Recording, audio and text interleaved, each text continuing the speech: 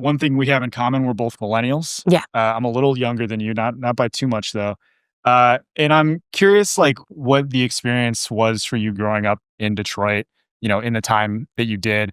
I feel like, you represent kind of a changing of generational Mhm. leadership in the city. Mhm. And I think it's interesting because, like, a lot of my peers have left the state. Yeah, A yeah. lot of them have, left Detroit. And Mhm. we're talking about how we bring them back. But what was your experience growing up in the city, in the time that you did? Yeah, I mean, I had a great time in Detroit.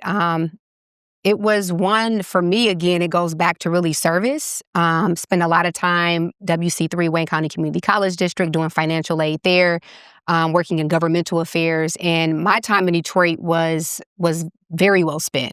Detroit, I always say Detroit has done me right. I could not imagine myself in any other city, but I do understand that there's a lot of young people who graduate, and it's just kind of a cultural thing and norm that you get your education and you go to a major city. DC, New York, Chicago, whatever it may be.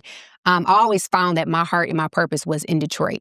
And so I do understand that from an opportunity standpoint that we have to do much more to attract and retain our young people here in the city of Detroit, and really change the culture around Detroit is not the place to be when you graduate, but it actually is if we create the environment to do so. And even the idea of, like, once you have kids, it's time to move out of the city, which I hear people say all the time too, Yep. and that it's difficult to raise a family here. For people like maybe you graduated high school with, Mhm. are a lot of them still here, or are they Yeah, I gone? think it's a combination of both. I have some, of course, that are gone to big cities, New York, Chicago, et cetera.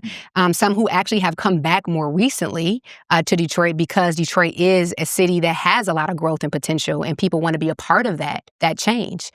So there's a combination of both. And again, I think for me, is centering Detroit as a world-class city, as a destination of opportunity where our young people want to come back.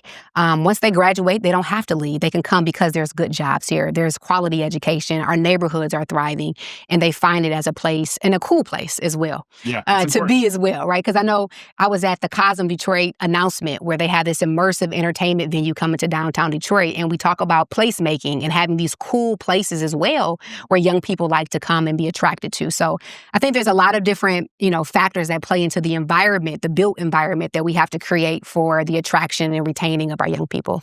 As a millennial leader, has it been difficult to get older people to open the door? Have you had more to Never. prove? No? I will say when I first ran, yes. Mhm. This was post Kwame era. Yeah. So as I knocked on people's door, it was, I don't know about this again. I don't know if we're going to. So it was a lot of skepticism originally. Once I got elected and I proved who I was through my leadership, my integrity, and how I served, I've never had an issue of questioning my maturity or my ability because of my age. I think over the last decade, I've proven myself to be someone that people can trust and someone who takes my job seriously and doesn't just show up, but literally delivers for Detroit.